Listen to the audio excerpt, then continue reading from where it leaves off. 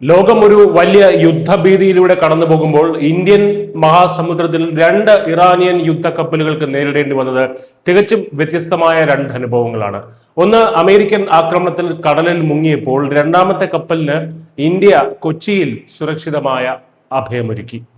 സാങ്കേതിക തകരാറിനെ തുടർന്ന് ഇറാൻ ഇന്ത്യയോട് സഹായം അഭ്യർത്ഥിച്ചതിന് പിന്നാലെയാണ് IRIS ലവാൻ എന്ന നാവിക കപ്പലിന് കൊച്ചിയിൽ നങ്കൂരമിടാൻ ഇന്ത്യ അനുമതി നൽകിയത്.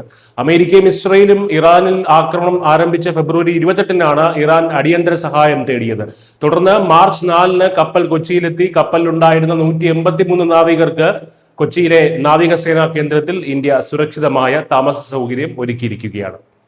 എന്നാൽ ഈ കപ്പലിന് ലഭിച്ച സുരക്ഷിതത്വം അതിന്റെ സഹോദര കപ്പലായ IRIS ദേനയ്ക്ക് ലഭിച്ചില്ല. വിശാഖപട്ടണത്തെ സൈനികാഭ്യാസത്തിന് ശേഷം മടങ്ങുകയായിരുന്ന ആ കപ്പൽ ശ്രീലങ്കൻ തീരത്തിന് സമീപം അമേരിക്കൻ അന്തർവാഹിനിയുടെ ടോർപിഡോ ആക്രമണത്തിൽ തകർന്നു മുങ്ങി. 80-ലധികം നാവികരാണ് ആ ദുരന്തത്തിൽ ജീവൻ വെടിഞ്ഞത്. തങ്ങളുടെ അതിഥിയായിരുന്ന കപ്പലിനെ ഇന്ത്യ സഹായിച്ചില്ല എന്ന് ചില കോണുകളിൽ നിന്നൊക്കെ വിമർശനങ്ങൾ വന്നിരുന്നു. ആ വിമർശനങ്ങളിൽ കൃത്യമായ മറുപടിയും ഇന്ത്യൻ നാവികസേന നൽകിയിട്ടുണ്ട്. കപ്പലിൽ നിന്ന് അപായ സന്ദേശം ലഭിച്ച ഉടൻ തന്നെ ഇന്ത്യ തിരച്ചിൽ ആരംഭിച്ചിരുന്നു.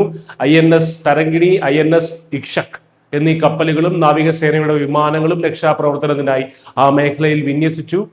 അമേരിക്കയും ഇസ്രയേലും ഇറാനും തമ്മിലുള്ള സംഘർഷം മിഡിൽ ഈസ്റ്റിൽ നിന്ന് ഇന്ത്യൻ മഹാസമുദ്രത്തിലേക്കും വ്യാപിക്കുന്നതിന്റെ സൂചനയാണ് അമേരിക്ക സ്ഥിരീകരിച്ച ഈ ടോർപിഡോ ആക്രമണം നൽകുന്നത്. ഒരു വശത്ത് തകർന്ന കപ്പലിലെ നാവികർക്കായി രക്ഷാപ്രവർത്തനം ഊർജിതമാക്കുമ്പോഴും മറുവശത്ത് പ്രതിസന്ധിയിലായ മറ്റൊരു കപ്പലിന് അടിയന്തരമായി അഭയം നൽകിക്കൊണ്ട് സങ്കീർണമായ ലോകരാഷ്ട്രീയത്തിലും തങ്ങളുടെ മാനുഷികവും നയതന്ത്രപരവുമായ ഉത്തരവാദിത്വം ഇന്ത്യ കൃത്യമായി നിറവേറ്റുകയാണ്. News desk Malayalam.